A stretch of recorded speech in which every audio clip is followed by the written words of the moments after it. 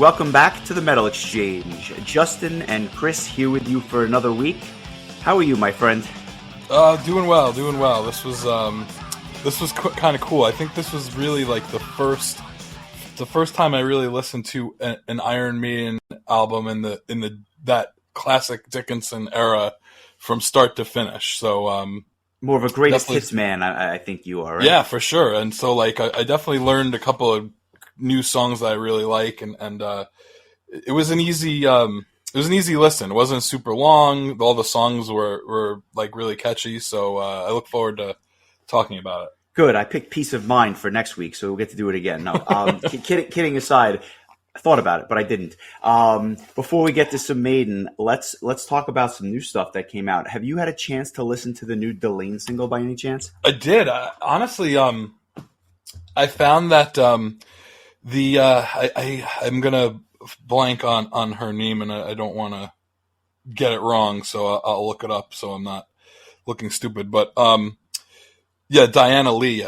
I thought she sounded quite a bit like Charlotte on this track, more so than on the previous single. But I will say I'm looking forward to hearing the first track with Marco on it, because I know he's going to be doing guest vocals on this album, because he has done many guest vocals for Delane over the years, especially on the first two albums, but also I think on one of the later releases as well. And I just feel like we haven't heard his voice. We went, talked about it in full last week when we talked about Nightwish, and he popped up which was fun, on social media on his rocking horse. So he's just wanted everyone to know he was still alive. And apparently he's on tour with that Finnish holiday. It's kind of like the Finnish TSO. And I saw a picture of him with Nora from Battle Beast, and I was like, oh, that's a combo right there. So, but anyway, what did you think of the new song? I liked it. I mean, I don't know that I liked it as much as The Quest and the Curse, but the new single Beneath is very, very good. I'm a sucker for anything that Jacob Hansen kind of mixes. I like the way that he kind of produces the albums he's associated with. She does sound like Charlotte. I'm sure that's not by accident. I don't think they were looking for a Charlotte clone, but you can definitely hear Diana Lea's similarities there. What I'm curious about is, and this is just because I haven't really seen much footage, but I want to see her live. I want to see whether she can pull it off live. Charlotte was very good live, and I wonder if Diana Lea can do the same thing, or if it's more of a product of the studio with technology being what it is. But I'm looking forward to that set immensely. Both of these new singles are good. You mentioned the Marco influence on some of these tracks. It's going to be a good one. I'm looking forward to this album immensely. Yeah, and it is available for pre-order now. The album is going to be called Dark Waters, and it's coming out, I believe, in March. Nice. I don't know just off the top of my head, but I'm pretty sure it was in March. And it's interesting because there's already a number of albums coming out early next year that I'm looking forward to, including this, Beyond the Black, and Ad Infinitum, just to name a few. Yeah, totally. And I'll give you another one to add to that list. Right before we hit record, I listened to the newest Catatonia single. The song is called Austerity. I heard this song and I immediately thought of you, because it's, I don't want to say upbeat because it's Catatonia, right? But of all the songs I think I've ever heard by the band, this had the most polish and the most, it wasn't quite as dark, but it still retained their normal sound, if you will. I think you're going to really like this album, because the last single was very good. This one might even be better. I definitely recommend that you check this out. It's got that darkness that they're never going to get rid of, but for you, I think it's going to be a little more up your alley than some of their older material. I'm going to snag that right now. Yeah, because when Atrium came out, you had said the same thing to me, and you were right. Like, I ended up liking it quite a bit. I just find kind of the more dreary Catatonia just to be kind of a slog for me. It's not really like, it's just, I don't know, I find it a little bit kind of boring, but when they show this kind of a little bit more of a sunnier side, I guess, right, if you will. Right. I kind of dig it. So I'll definitely check this out and report back. This even more than the last one Wow. has you written Okay. all over it. So I think that's definitely a good thing. Did you? I know that you. We'll get into the shows that we saw momentarily. Did you hear anything else that kind of caught your ear? Yeah, honestly, I'm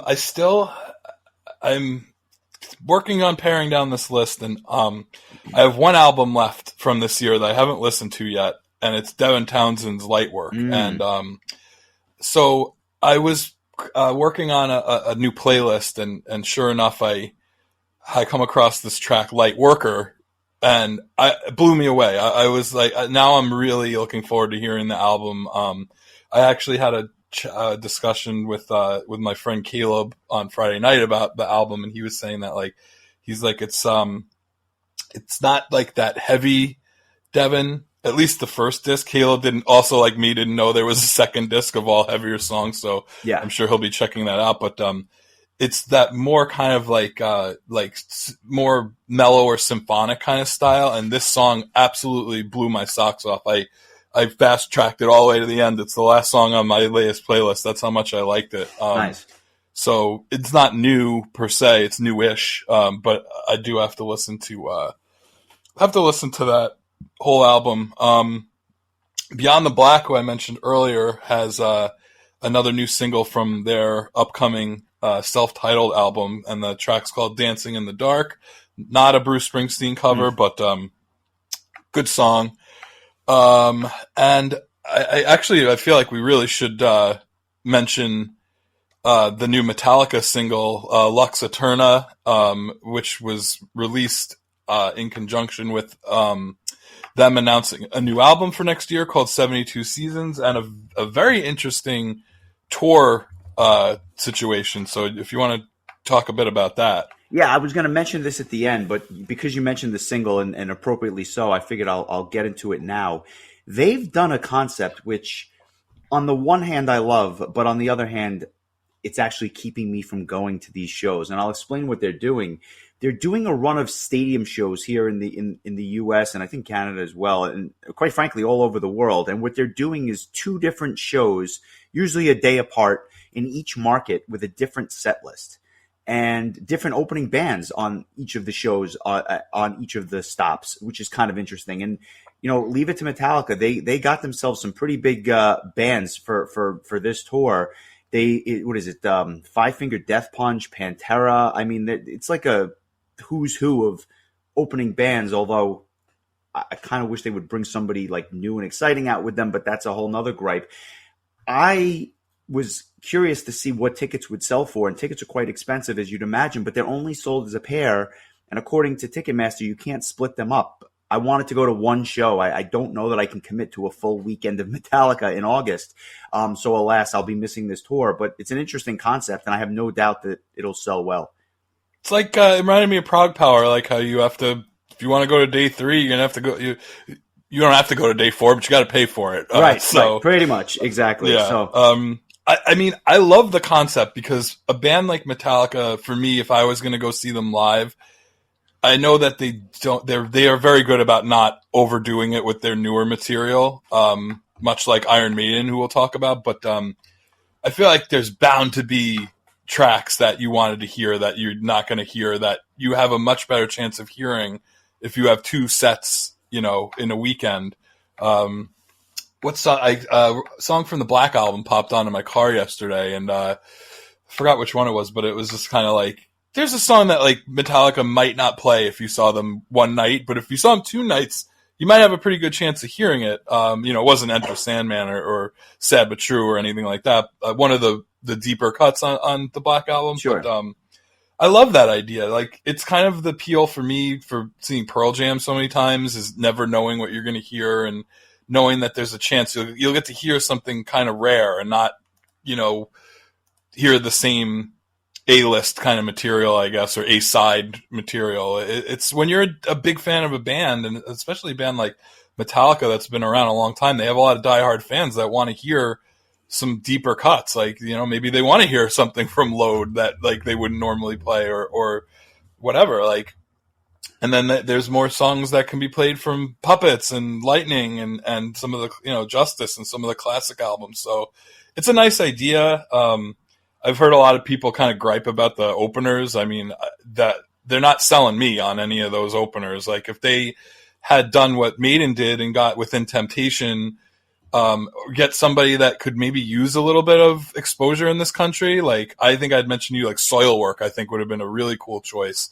I think I would have been more inclined to make it happen, but I mean, I really don't care about the bands that they have opening. I don't feel like the bands that they have opening need the exposure. So I don't know. That would have been cool. I think that going to Iron Maiden, one of the draws for me was getting to see Within Temptation as well. It was like I probably would have gone anyway, but then seeing Within Temptation on that bill like cemented it for me. So I don't know. That's just me personally.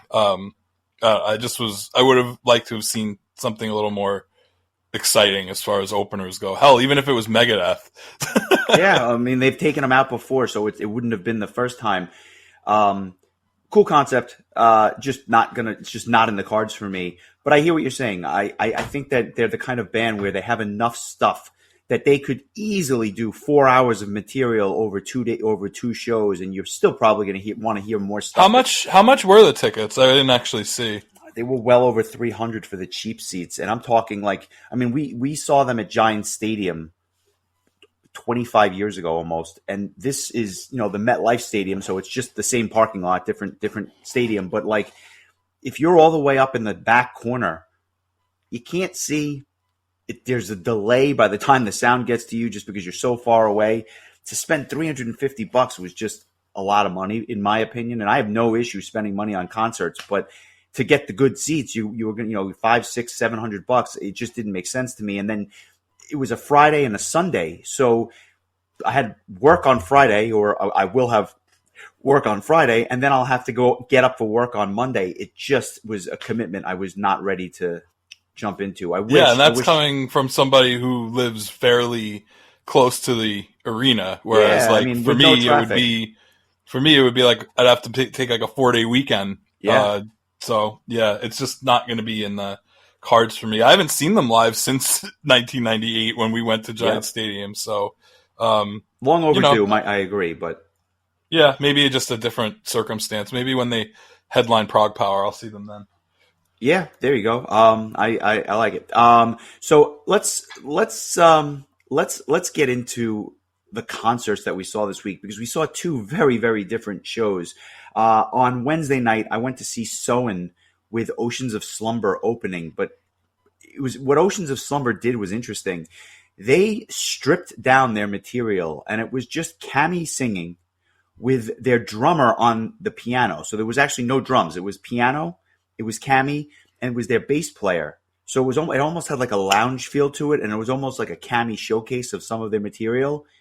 I thought it was really good. They put on a really good show. I mean, again, another band in that Catatonia vein. You're not listening to this and smiling and tapping your feet. This is very stoic, somber, dark material, but it was a really good performance.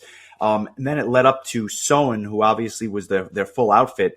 They are easily one of the best newer prog bands on the planet, and for my money, one of my favorite bands that have come out the last 10 years, easily. Are they better than Vola, though? Yeah, well, that to be determined. Apparently, they are phenomenal live as well, so I'm looking forward to their set, ironically enough, having missed them a couple of weeks ago here in New York. But they are, Soen, for my money, is as good as it gets. They are slowly becoming a pretty big deal, because the venue was not packed by any means, but they were very happy with the turnout and said they'd be back for whatever that's worth. So I trust that this will be the first of many U.S. runs for them. Yep. I mean, remember how Haken got started, and they really have gotten way more popular in the U.S. So I imagine that Soen's on that same kind of that same path. Yeah, no question. And then the next night you went to see. Yeah, I saw Trans-Siberian Orchestra I honestly, I've reached a point where I've lost count. Somewhere around 12 or 13, I think I've seen them. They've been touring for, I want to say they said 22 years now. So I've probably seen more than half of their tours, because they didn't tour the first year of the pandemic. So I saw them the first year they toured at the Beacon Theater. I'll never forget sitting in the front row of the balcony at the Beacon Theater with Nick and Mike and being absolutely floored that I was seeing these, to me, like Sabotage orchestra, the Sabotage Orchestra, playing live songs in front of me. It was so amazing, and I for a while I had a streak where I like didn't miss them for like many years. Last year I didn't go. I don't know why. Because I ended up getting COVID around the time they were touring, and it just didn't work out. So it'd been 3 years, and it was like I'm kind of glad because it felt like it was new again. Like seeing them for the first time in 3 years, I was absolutely blown away. The set list was amazing. It's kind of morphed into this Trans-Siberian Orchestra's greatest hits set now, where they're not really playing a full album. And I think that it actually works better because you don't have some of the, I don't really want to say that there's any filler. There's definitely not any filler to me on that first album, but like, they have more, I'm joking. Listen, they take your breath They away. have more time to play. Some of the songs that I think got lost over the years on some of the other albums. And I mean, got to see Russell Allen sing. I got to see Zach Stevens sing. All the women are so talented. Kayla Reeves, Georgia Napolitano. I give you credit, and I'll let you catch your own breath for a second. Thank you. This is really just the tagging myself into the ring for a second, but I never knew the names of many of the backup female singers, so I'm impressed that you know the lineup as well as you do. I happened to take a look at the set list as well, and I was blown away. I'm curious, did it have that when they went into well, I don't want to spoil, but when they went into some of the Sabotage stuff, did the fans? Did you hear like the 6 people pop? You know, because it was like the 6 Sabotage fans in the crowd. Or it was funny because Caffrey mentioned the band a couple of times, but they always give Jeff Plate always gets a shout out in Rochester because he's from Horseheads, New York, which isn't super far from here. So he was on the local news here that morning talking about stuff. So he's kind of like the local celebrity for TSO. So it's as what's kind of becoming a tradition is like this little, it's kind of like the Paul O'Neill tribute song of the year. And, Chris came out and was talking about how, Paul and John, and he mentioned John Oliva by name as well. When they came together and wrote together, like the magic that it created. And he was saying that like one of the very first rock operas was Streets, which again, he mentioned by name. And, he said, we're going to play a song from that. And he also mentioned Chris Oliva as well. And so they played If I Go Away, but they did it in a style where, so Kayla Reeves, was the vocalist. She's from Texas, and she's, really, really talented. And so it was interesting that they didn't have Zach sing it, even though he was there. That is interesting. Yeah. Yeah. She sang the song, and it was like, it was just her and the keyboards, to start. And then all the other vocalists came out onto the stage, and they did like a chorus version of the end of the song where they're all singing. I was like, no joke, like I was like literally fighting back tears, and like my goosebumps were just out of control. Like it was really amazing. And the fans, they run the gamut from like 6-year-old kids to like 80-year-old grandparents, and everybody's just having such a good time. They're so into it. It's really amazing. And I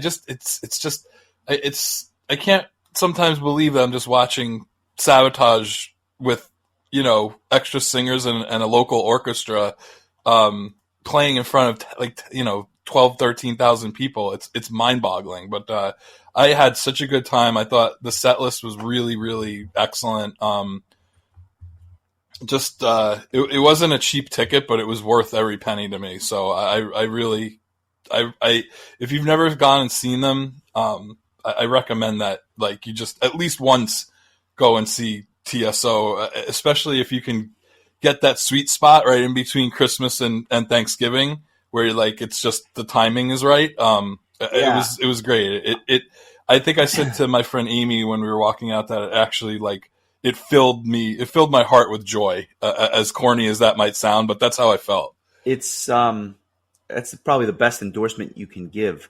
I didn't see the tour. I haven't seen them in far too long. Joking again. Again, I'll tag myself in for the cheap pop. It's probably been 10 years since I've seen them.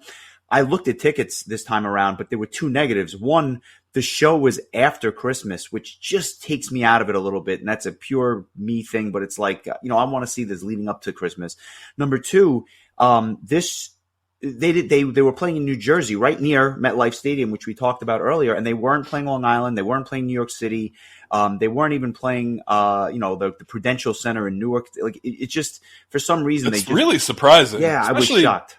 Especially considering that Paul O'Neill was from New York. I know. And they've always played different arenas in this area. So it was a little surprising to me. I thought UBS Arena would have been a slam dunk. I would have signed up in a heartbeat and I would have gone to that show and I would have made a whole thing out of it. But alas, I'm hoping next year because it's possible that those tour dates were nailed down before UBS was even opened or like announced. Possibly. I don't know. That's true. It's quite the production. So I'm sure that these shows are announced or it also, and it also has to do with the Islanders playing at home a lot during that time. And, there's a lot of logistics involved. No, a great point. So I'm glad you went. I'm going to try to do everything in my power to go next year. And let's talk about some Iron Maiden because we had put up a poll on our Facebook group, which is Facebook 7 years ago. Yeah, 7 years ago. So this was a long time coming, I admit. Our Facebook group, if you want to interact with us, is Metal Exchanges, plural, Metal Exchanges, and that's at Facebook. You can find us anywhere. That's where we do a lot of our interaction with the listeners and whatnot. And we put up a poll: which of these early Bruce era albums would you like to hear us do an episode on? And it was a close vote, but Powerslave did win, and that's why we're going to be talking about their album from September 3rd, 1984. I cannot believe that this thing is almost 40 years old. That is mind-boggling to me. But it won, so without further delay, here we go. Let's talk about it. This, for I think most people's money, was the classic era and the classic lineup of this band that is seemingly timeless. Bruce Dickinson on vocals, Dave Murray and Adrian Smith on guitars, obviously Steve Harris on bass, and Nico McBrain on drums. I mean, Nightwish enthusiast Steve Harris. Yes, which is Steve Harris, most known for his Nightwish fandom, obviously, as we referenced last week. No, but kidding aside, this lineup is, this is their classic lineup. All of them are still in the band, so this is no surprise. Obviously, with Janek Jeers on guitars as well. This lineup, for my money, is as good as it gets, and I think that I had some interesting experiences listening to this album in its entirety, which I've done plenty of times before. But before I get into kind of my first exposure to this album and to this band, when did you first hear them? Because I feel like everyone remembers their first when it comes to Maiden. Yeah, and I'm kind of glad that we ended up doing this album because there's a particular song that kind of is like was really the song that sucked me into Iron Maiden. And I will say, I give you the credit. When we were in high school, you had started listening to Iron Maiden before I did. And again, this was one of those bands where, because like Ralph was kind of my conduit to new metal bands or really any metal bands, because Iron Maiden, not that new in 1998. Ralph was at the time, I don't know if it's since changed, but at the time he just wasn't an Iron Maiden guy. And so I don't know that he really had any of their albums. He never really like shared any of their songs with me. So they were just like one of those bands that like I knew I should know, but didn't. And, it was a different time. You didn't have YouTube and streaming and where I could have just jumped online and listened to it. Like, and at this point, the band has, I think 11 studio albums up at that by 1998. I think Virtual 11 had come out at that point. So, where do you start? So I remember you had, I think we were at, I want to say we were at Slip Disc, and you recommended that I get The Best of the Beast and just kind of get like a taste, and it was perfect because it was kind of just a really good entry point. But the one song that really stood out to me was Aces High, and I was just like, wow, like, okay, now I understand why this band is so beloved. And so that was kind of my my intro, and that album would also have 2 Minutes to Midnight on it as well. So those were really the two songs that I knew super well, and they just happened to be the first two songs on this album. Well, yeah, and I'm obviously I want to go into depth about both of them for good reasons. I'll just kind of segue into why I started listening to them in high school. This is I've told bits and pieces of this story, I think, at different times, but I'll kind of bring it all together. September 1st of 1999, Mike and I went to go see Megadeth at the Roseland Ballroom, and they were playing a show that I knew there were other bands on the bill, but what I didn't realize is that it was kind of a benefit show that they were doing, but they were playing Roseland, and Typo Negative was on the bill. They were like the direct support, so I got to see Typo Negative even though I hadn't known who they were, and it was cool for what it was. There were some other bands on the show that, I don't necessarily think are worth mentioning, but they are other bands on the bill as well. And the reason I say this is because before the show, they start playing music over the PA system, as they often do in between sets. And I hear this song, and I'm like, this sounds awesome. And then all of a sudden, the crowd starts singing the chorus for 2 Minutes to Midnight. I'm like, holy shit, what is this? And I quickly realized that it was Iron Maiden. So within short order, know what? I was with you. You were at this show? No, it was a different show. It was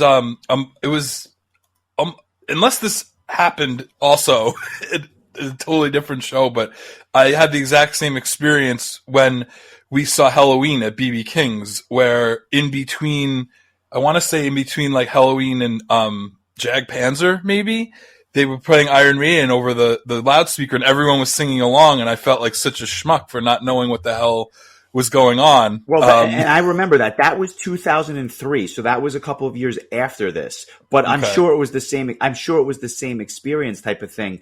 But it gets better. So they're playing 2 Minutes to Midnight. I figured out that it was Iron Maiden, and I said to myself, I have to go out and buy stuff from this band. I need to hear more because it was like intoxicating. But what was crazy was that because this was a benefit show, the last two songs of Megadeth's like set for their encore, they play two Black Sabbath songs, Never Say Die and Paranoid. Fine. Tony Iommi comes out and plays guitar on both of these Black Sabbath songs, and Bruce Dickinson comes out and sings. And here I am being blessed with Bruce Dickinson live, having heard Maiden for the first time an hour and a half prior. It was really weird, but it was a really cool thing. And needless to say, this was September of 99. I would later go out, I'm assuming within the next few weeks, and I bought Live After Death, which was essentially the tour for Powerslave. It was the Powerslave tour, and I was hooked. I was immediately hooked from the minute I put on that album. And they played a lot of more than half of Powerslave is on that live album, which to me is still the best live album that I've ever heard. And I remember hearing it and being like, this. I saw the brilliance, and I never. At the time, mind you, Bruce wasn't even in the band, right? So the Blaze was doing his thing, but when they reunited and got back together, it was a big deal, and they've still been doing arenas ever since. They are. The thing I will say about them before we start talking about the album proper, their music holds up a lot better than a lot of this stuff in the 80s did, because it's, no doubt it's aged much better than a lot of the other stuff around the same time. And I think that that's a testament to not only the great songs, but the legacy that they've been leaving behind for decades now. Yeah, it's funny that you mentioned the reunion. Was that in 2000?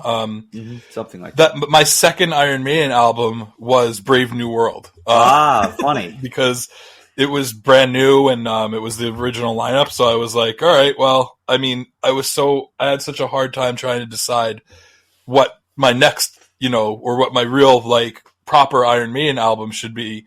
It was easier to just pick the one that came out just then. So that ended up being Best of the Beast and then Brave New World were my first two Iron Maiden albums. I can't say that it was definitely not my second, because I had by that point I had already started buying up all the old Bruce Dickinson stuff, but I did buy Brave New World, and that may be a conversation for another day, but honestly, that album is low-key brilliant, and I have a lot of thoughts on that, and I may be in the minority, but I think that's a phenomenal album.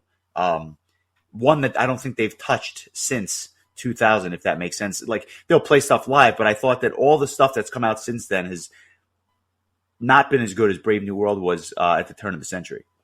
I don't think you're alone in thinking that. I've heard other people say similar, so it also could have just been...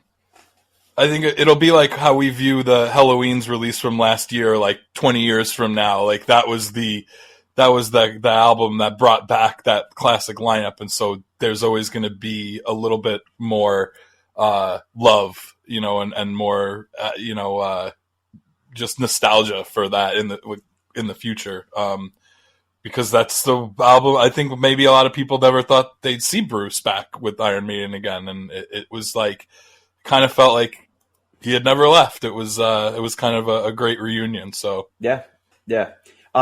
This comes out in '84, but by this point, this Iron Maiden was on the map already, and by that I mean Peace of Mind comes out the year prior, and when they're doing their World Peace Tour, they've already started headlining, large venues and arenas in the U.S. So that was the kind of when they got put on the big scale stage here in the U.S. But by the same token, they needed to follow it up with another kind of like all-star effort, because, you're at the pinnacle. You want to keep that success up. And I think they did a phenomenal job with a follow-up to Peace of Mind, which to me is still my favorite album. I don't know that it's their best, but it's my favorite, if you will. But they kept the quality of the material here going, and so much so that this, I think many would say, is the one that cemented them. Not just that didn't put them on the map, but it cemented them as a band that would just be, at the top of their game for decades to come. It's interesting. I think that if you asked 10 Iron Maiden fans, I think you might get 4 or 5 different answers as to like, whoa, what's your favorite album? This is always in the conversation, but it's not necessarily always number 1 or number 2. And I just think, again, it speaks to the breadth and depth of their catalog. When you think about, I mean, the first 2 albums with their original singer notwithstanding, when you think about Number of the Beast, Peace of Mind, Powerslave, Somewhere in Time, like that's a hell of a 4 albums in a row right there. Like, yeah, that's impressive. That is a run that may not be matched in our lifetimes. I mean, like that's a run, especially for a time where, bands weren't necessarily, I mean, I don't think bands were necessarily focusing on creating the perfect album. You had your radio hits, you had some filler material, but every one of these songs on all those albums, by and large, really, really good. Yep. No arguments here. So the album comes out, and I'll tell you something that I didn't realize. I was always of the assumption that Steve Harris not only wrote most of the music, but might have even gotten songwriting credits on all the songs.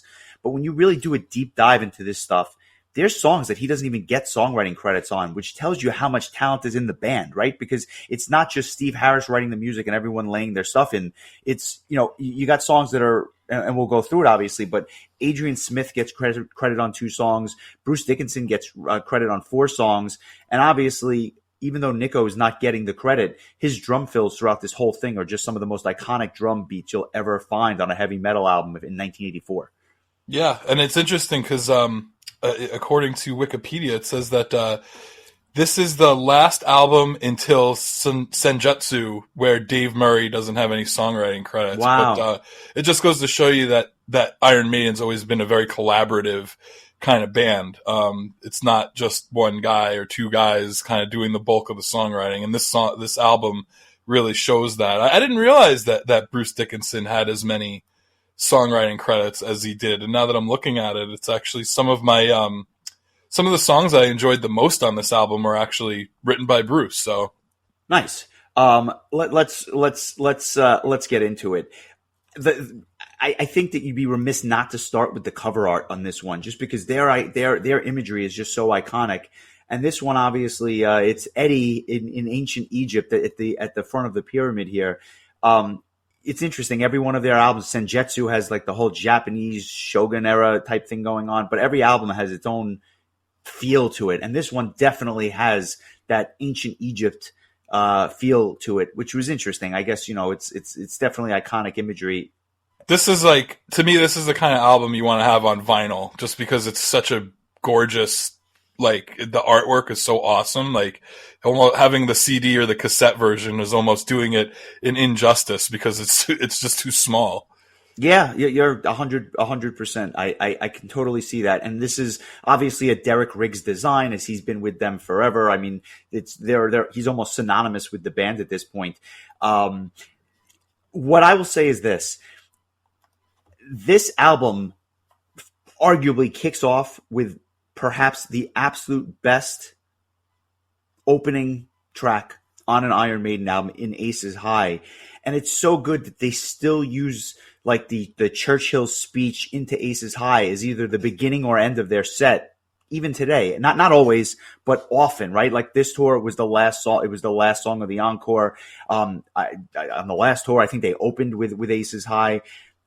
I would argue for my money that this is one of the top 5 Maiden songs for most people. I don't know that it's in my top 5, but it's damn near close. It is such a fast, blistering metal tune. But I want to throw something out before I kind of go a little bit deeper. Is this the first power metal song ever written?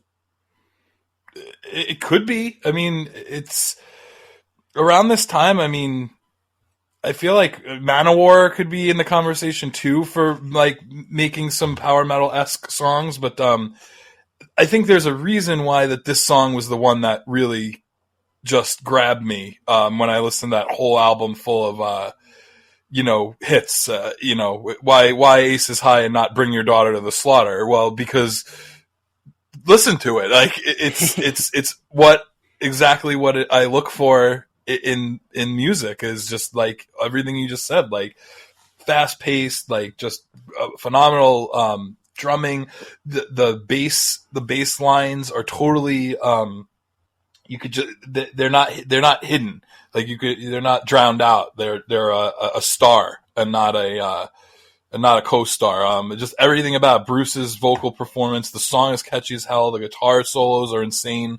It's a fast song. It's a 4.5 minute track. I have to say, like, over the years, I've just played the ever loving shit out of it to the point where like it probably would have been my song of the week in years past, but like it's just, not to say that I'm over it, but it's just kind of like I kind of killed it instead of listening to other Iron Maiden songs that I didn't know, which was what I should have been doing. I was just listening to the same 20 songs repeatedly.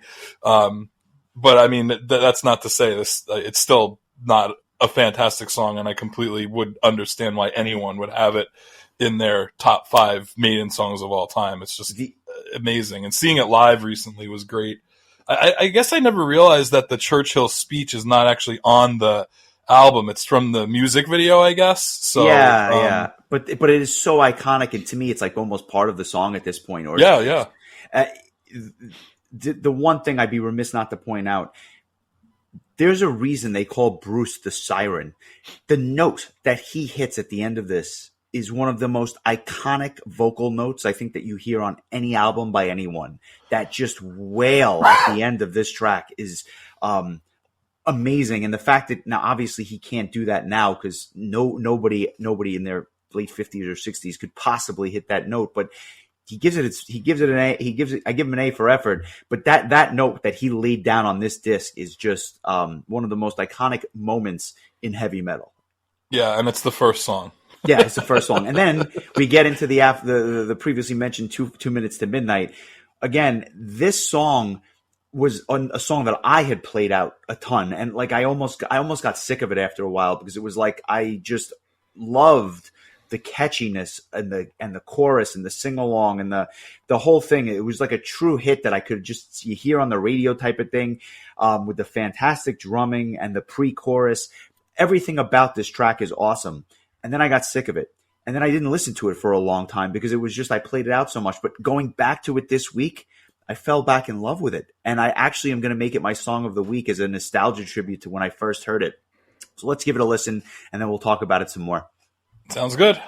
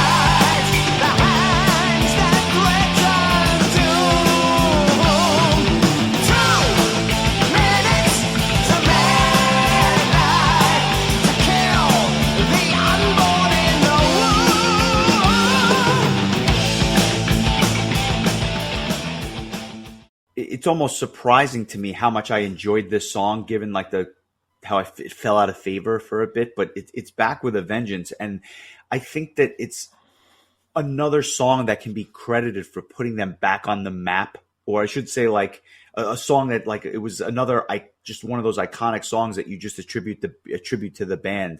Not as fast, not as power metal as Aces High, but just a great metal tune in my opinion. Yeah, it really is like to me an example of how Iron Maiden is the master of that mid-tempo, like making a mid-tempo metal song still sound exciting and interesting. And this is like just one of those songs where it's a sing-along live. I think it's kind of perfect. You play it at 11:58 at night, and then when it's over, you put "Living After Midnight" by Judas Priest on, and you got your whole night covered. At least, when it switches over to the next day. But yeah, this is a really good song, and just like you, this is another one that I just overplayed. But I think just like you, I've kind of had like a Renaissance reappreciation for it. Interesting that the two most well-known songs on this album are the first two tracks, and now it's kind of like the last six tracks are the lesser known songs or a little bit deeper cuts.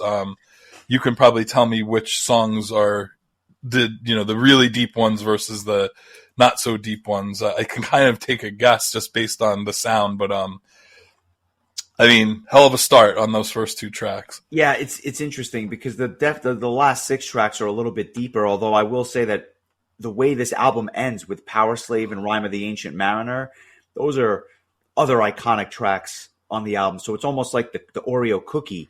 The cream in the middle here, though, is the stuff that, unless you're a hardcore fan, you may not know.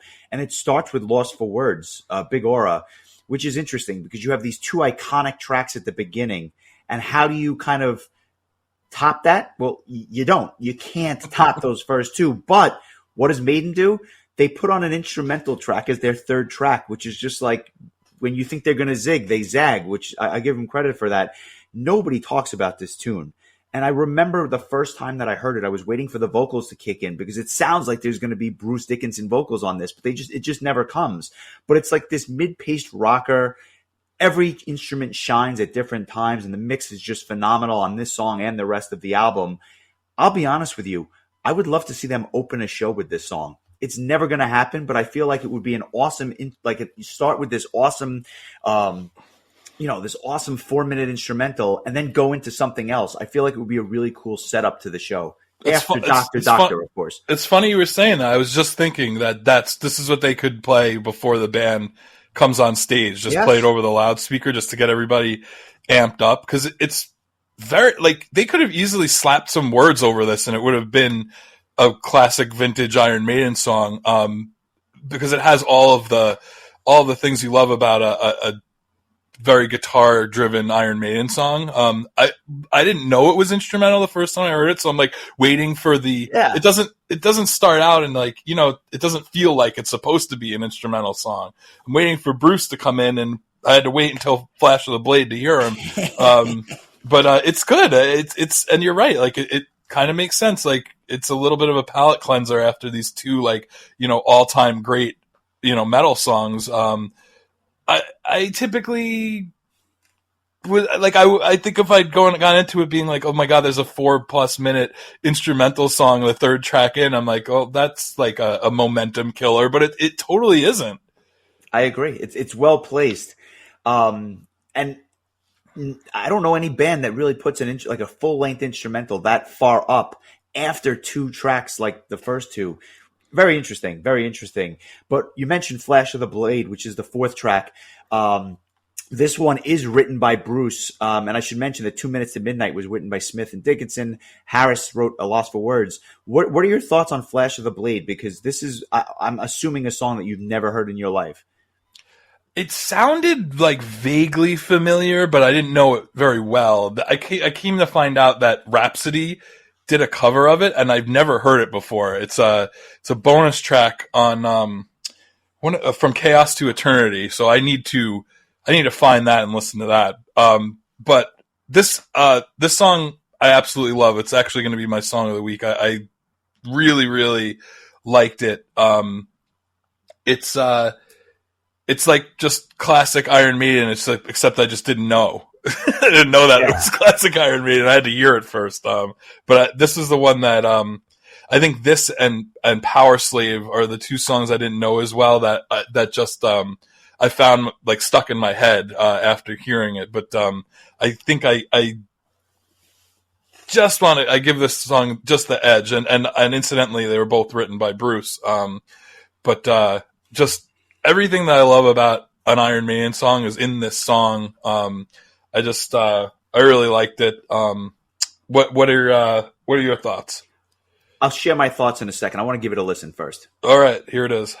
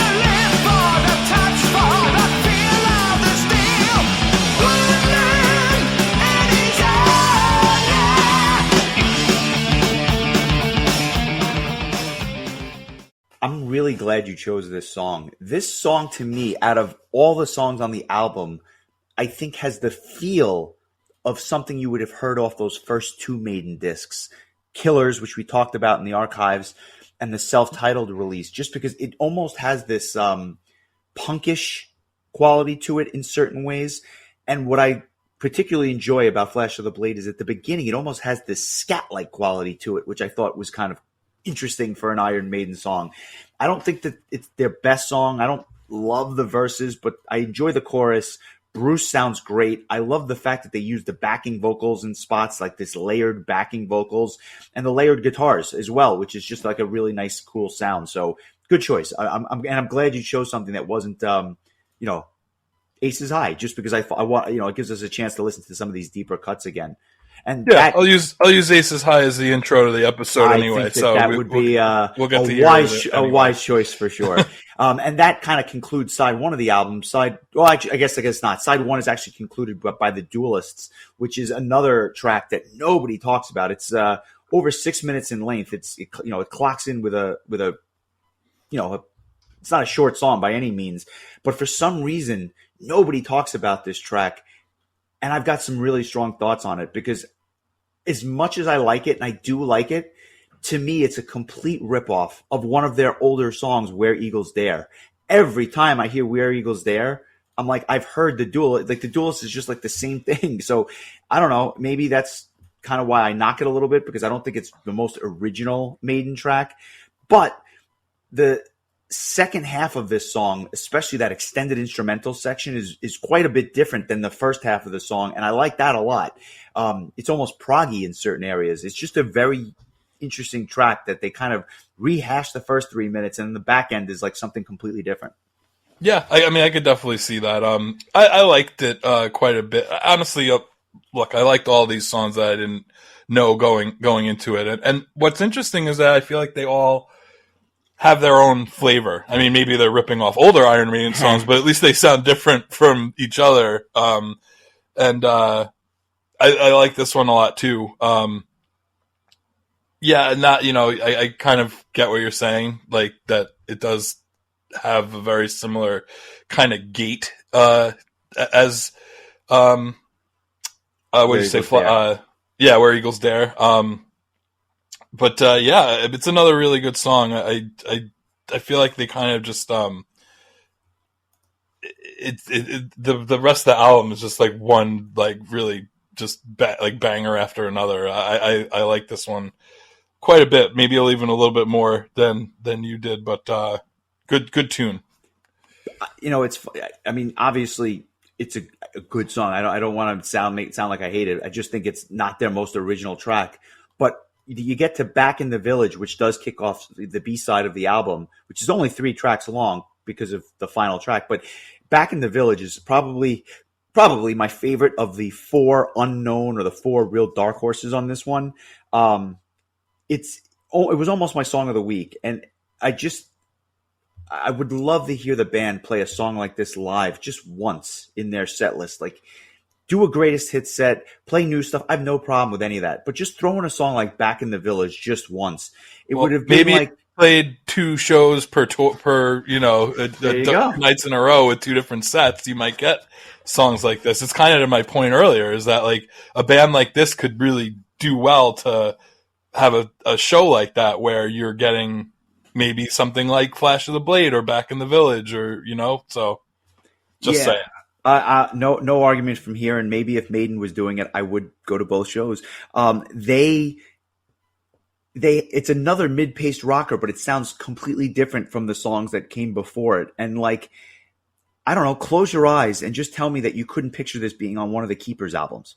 Yeah, there were songs that I was listening to on this album where I was like, boy, if Kiss did end up being the replacement for Bruce Dickinson in the the mid 90s, I feel like he really would have fit in well, especially on some of the songs during this era. Like it definitely crossed my mind. So yeah, I definitely agree with you. Definitely agree with you there for sure. Yeah, another really good tune. And now we get into the real back end of the album where there's 2 major, like, iconic Maiden tracks in a row. I don't know that it's as big as the front end, but Powerslave and Rime of the Ancient Mariner. Now, they're really 2 epics in a row. Powerslave is a long song. It clocks in at 7 minutes and 12 seconds. For me, and this is just a me thing, of the 4 like bigger hits on the album, this is my least favorite. And it was curious to see what was going to happen for me, because I've always thought this was an overrated song. And I've always preferred the Live After Death version to the album version. I think that the reason is this version on Powerslave is a little too clean, a little too polished. And I like the raw nature of the live version of this track better. But I will say this, after repeatedly listening to it this week, I can understand why it's so highly regarded. Like, I appreciate it. I just happen to like the live version better. And to me, I think that the iconic Rime of the Ancient Mariner is such an epic way to end it that it loses a little bit in terms of where it's placed as well. But I'd like to hear your thoughts. What did you think of the title track? I liked it a lot. As a matter of fact, like I thought it was such an interesting choice to be the title track, if that makes any sense, because of all the songs on the album, I feel like it matches the cover art the best. Like I agree. It has a little bit, not a lot, but a little bit of kind of a Middle Eastern or an Egyptian kind of vibe to it.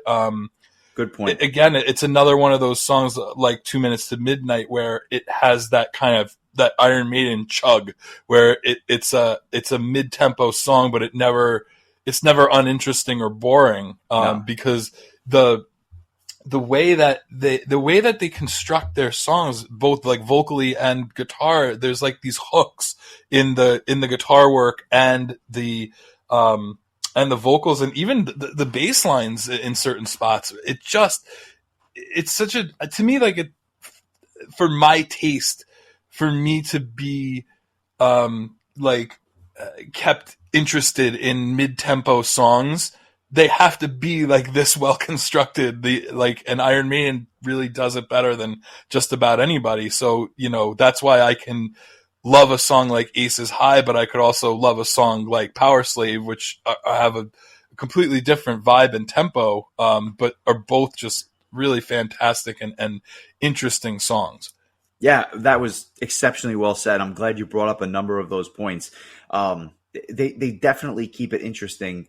And they end this album with the epic of epics, a 13-minute, 45-second epic, much like the book, Rime of the Ancient Mariner. And I have such vivid memories of seeing this song live with you in New Jersey when we saw them. We were sitting stage right on the side of the stage. And I just remember like the set, like you couldn't really see it because we were off to the side, but like the set was like collapsing with the ship in the night. I mean, it was really, really iconic imagery when they do this live.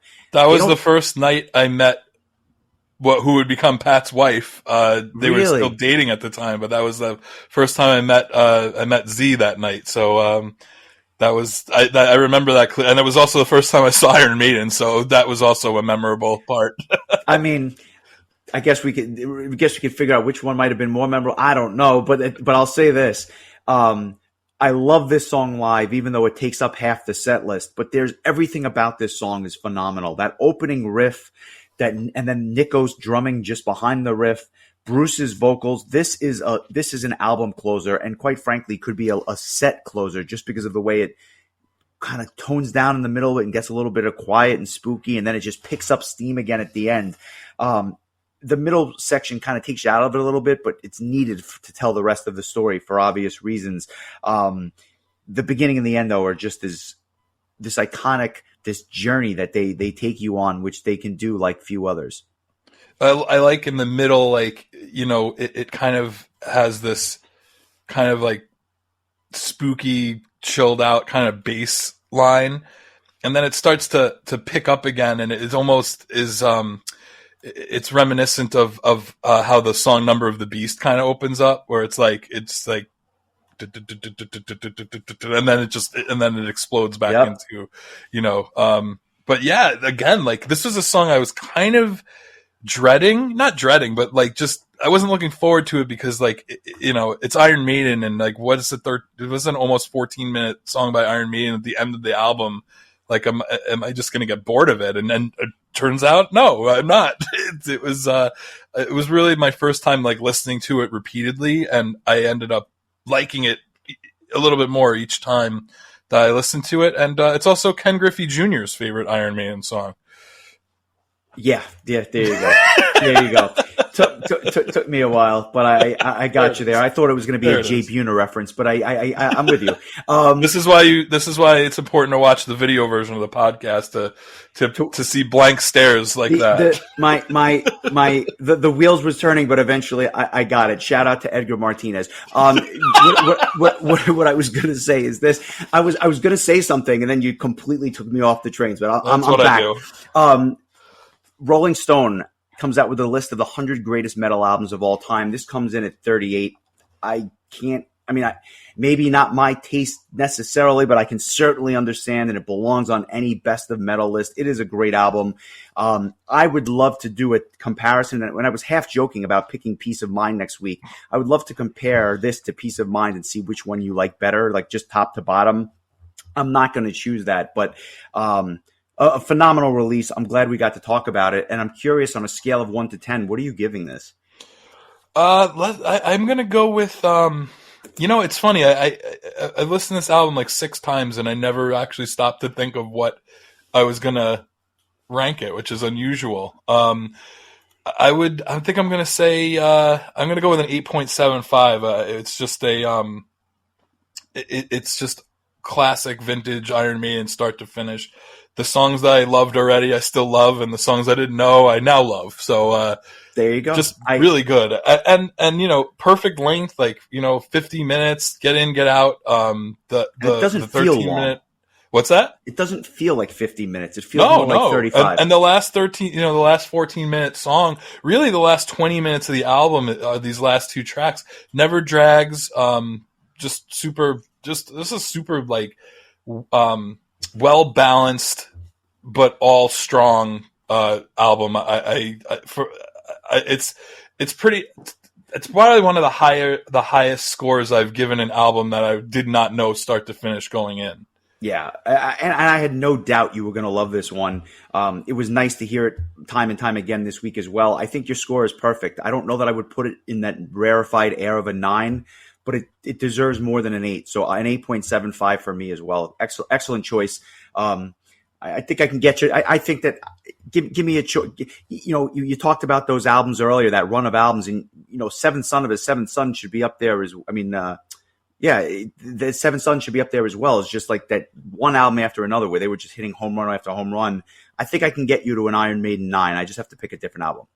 Yeah, that's what I'm curious about. I'm pulling up our spreadsheet just because I'm curious how we ranked Killers when we did that, which was quite a while ago. Now looking back on it, I'm also scrolling through this Rolling Stones list because I'm curious. If there are any other Iron Maiden albums, which I'm just going to assume there are, and if so, where they were placed. It looks like Powerslave is at number 38, and as I'm scrolling down, but anyway, in the meantime, I'm going to pull up if it ever will load, because I was actually surprised at how much I enjoyed Killers, considering that it was a pre-Bruce album, and there's definitely, it's kind of like listening to When Dream and Day Unite by Dream Theater. Is that like, even though it's not the singer that you grew up knowing, you can hear all of these little hints of what's to come, and I think that's kind of how I felt about Killers. It was much better than I thought it was going to be. So I'm very curious. Like, again, paging through, Peace of Mind, I know probably about half the album. Somewhere in Time has Wasted Years, which is one of my all-time favorite songs, but also has Heaven Can Wait, Alexander the Great, like some good stuff on there. And then Seventh Son has, Moonchild, Infinite Dreams, The Evil That Men Do, Only the Good Die Young, which I love the Maiden United cover with Damian Wilson singing it in an acoustic kind of way. It's amazing. And Clairvoyant is one of my all-time favorite my Iron Maiden songs as well. So I would be very curious to see where those albums would rank. And as I'm scrolling through this Rolling Stone list, the debut album is at number 13, the self-titled debut. You have to believe there's got to be another Maiden album in the top 10, and yes, there is. Number of the Beast ranked number 4. So yeah, that was the highest ranked Iron Maiden album on that list. I'm not going to belabor the point. Maybe we could do an episode just on that list someday. That would be interesting to critique their list. But needless to say, whether it's your favorite Maiden album or whether it's just up there, what hasn't been said about this band that's still going strong, 40 years later. Yep. And I actually gave Killers an 8 and you gave it a 7. So I'm almost surprised I ranked it that high, but I guess I really liked it. I don't know that any of the first maybe 6 or 7 Iron Maiden albums, I don't think I would give less than an 8 to. And that's just a guess. Well, I mean, they're all great in their own way. I think that I gave Killers a 7 because it's a good album and there's flashes of brilliance, but there's also some, whatever, some tracks that are maybe not as good. But this is a clear cut above most. But any of those albums in that run of 5 or so are up there in this really, really good range. So that's what I got. A couple of news items I just want to get into briefly, just because I think that they're worth mentioning. Powerwolf, who we will be seeing in New York in February, is scheduled to release their new album Interludium in April of this year, April 7th to be exact. Whenever there's a Powerwolf album, I listen to it and then I forget about it. So I'm hoping we'll see what happens. But we have to do a Powerwolf episode in advance of that show. Like, I need to sit down and do it. Maybe we'll even do their live album so I can kind of get a taste of a bunch of things. But sure. Throw that out there for the future. I know our mutual friend Dale saw them over the weekend. He was over in Europe, as Dale tends to be a lot of the time. Because I had sent him a message jokingly, like, you couldn't wait a couple of months and see them in the U.S. And he goes, honestly, I just happened to be over here, so it just worked out. And he goes, you guys are in for a real treat when you see them. So I'm pretty excited about that. I mean, I know you're not a big fan. I'm more of a fan than you are, but I'm not going to say they're like one of my favorite bands in the world, but they're a band I always enjoy. But I will say I am very much looking forward to seeing them live, because I think, much like an Iron Maiden show, it's very, very visual. It's not just about the music, but it's also about the visuals and everything. And I think it's going to be quite a show. I don't disagree with you at all there. I'm looking forward to it immensely, and I feel like it will force me to listen to them more, and maybe I'll come around on some of that studio material.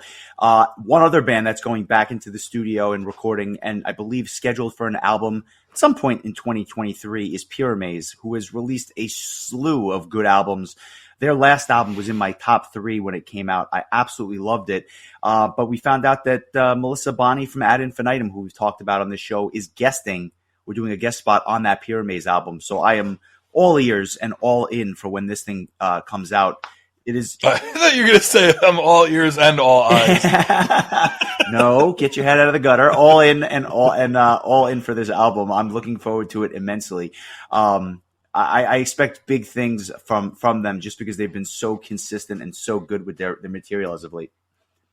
Yeah, I definitely, especially the last 2 albums for sure, were really, really strong. And that's just they've become one of those bands where I get like, I'm excited when they release a new album. And I think I finally got a chance to listen to the Mantric Momentum album, which, if you need something to hold you off while you wait for the next Pyramaze album, if you want to hear kind of almost a marriage of Divided Multitude and Pyramaze, this is I was very impressed. I thought it was quite good. We'll see if it ends up on my list that might be debuting in mid-March at the rate I'm going now. But Brian, one of our listeners, has it as his album of the year at this point. So cool. So it's there's a lot to love on that album, and I want to spend some more time with it. But I did definitely enjoy it the 2 or 3 times that I played it so far.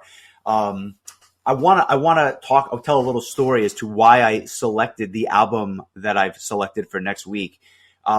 I was hungry. I wanted a burger, and I walked into Five Guys. And when I was in Five Guys, I hear music on the loudspeaker. And I heard a song that I hadn't heard in a couple of years. And I said to myself, this is a band where I know 2 songs. They happen to be on the album that I selected. And I just thought it would make for an interesting conversation, because they're a little bit different, but they were really big for a short period of time. And that is Faith No More. And the album is called The Real Thing. I don't know the 9 songs on this album. I only know 2 of them, and needless to say, they're the first 2 songs on the album, and then the rest of the album I don't know. But that song Epic is so, no pun intended, epic.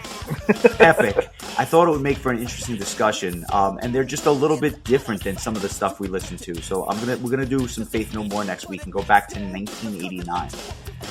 This is great because same. I only know those first 2 songs, and I only know From Out of Nowhere from Halloween, covering it on their Metal Jukebox album from 1999. But I've gone back and listen to the Faith No More version. It's a really good song. I agree. So Mike Patton's vocals are so unique. And I've heard people that are big fans. So this is something that I probably never would have dug into. So otherwise, so I'm glad that you chose this. I think this will be really interesting. But Epic is just one of those songs that like it must have, when it came out, it must have just smashed people right in the face, especially because I know that they had there was a music video for it on MTV and what have you. So it's a song that I've grown to love, but I don't think that I really knew of it until maybe I was in college. Like it took a while for this song to get on my radar, and it would end up on one of the NHL video game soundtracks years later, like after I stopped playing. Wow. Those games. So probably like 07, 08, 09, somewhere in that area. So it's obviously a song that has appreciation. So very good. That's interesting. I would not have seen that coming. Yeah, I have this list of random things, and it was time to get to this one. And thanks to the crew at Five Guys for a delicious lunch and some inspiration. So thank you. I swear to God, when you started talking about how like you were hungry, I thought you were going to say, we're going to do Twisted Sisters Stay Hungry album. You know what? That wouldn't have been a bad segue either, but this is a true story. That's where I most recently heard Epic. So needless to say, it should be interesting. Give us a 5-star review if you think we deserve it. Keep on listening. Send the requests in. We still have a list. We will get to all of them eventually, but we like seeing what you guys want to hear. So keep the list coming. And we will check in next week with some experimental, funky, rappy, progressive thrash, whatever the hell they are, if Faith No More. And you know what? Just because it's a tradition that we've kind of had, I'm just gonna lay it out what we're gonna do the week after, because I'm sure most people that have been listening for the podcast for the last few years probably know what's coming. And I told you one thing, but I've changed my mind. We've the first year of the podcast, we covered Savage's Dead Winter Dead as well as TSO's first album. And then last year we did Edge of Thorns, which I believe was a request. So we're going to do Sabotage again the week after Faith No More. And I believe it was Brian who said, you guys did 2 Zach albums. Maybe it's time to do a John album. And I was battling between Gutter Ballet and Streets, which are my 2 favorite of the John albums. And I had told you we were going to do Gutter Ballet because it happened to be, I think December 1st was the anniversary date in 1989. Then I saw TSO play If I Go Away, and it kind of reminded me that Streets was an album that I got for Christmas, a little bit before Christmas when I was in high school. So even though it's not a Christmas album, it makes me think of Christmas. And I just think that I favor this album slightly over Gutter Ballet, as much as I'd love to talk about either of them. So I'm changing my album to Streets. Okay. So we're going to talk about Streets a couple of days before Christmas, and that's going to be our annual Sabotage episode. I like it. And obviously we've got our best of 2022 in the works as well, which we've, has become a tradition here as well. So lots to look forward to, and lots of new albums to look forward to in 2023 as well. Appreciate it. This was a fun one. I'm glad we got to talk about some classic Maiden, and we'll do some Faith No More, some Sabotage, and a whole bunch of other stuff on the way. So as I said, we should do another poll sometime in the future, because I kind of like that once in a while. Like we don't have to rack our brains over what to play, so it's nice to do something that other people are kind of into. So I like it. I don't know. Maybe we'll do some random albums on there and let people go. Yeah, we'll do a poll. Which Blaze Bayley Iron Maiden album should we cover next? I like it. Sounds good, man. I enjoy the week. I look forward to catching up with you and talking some Faith No More next week. Absolutely, Be well, brother. All right, take care.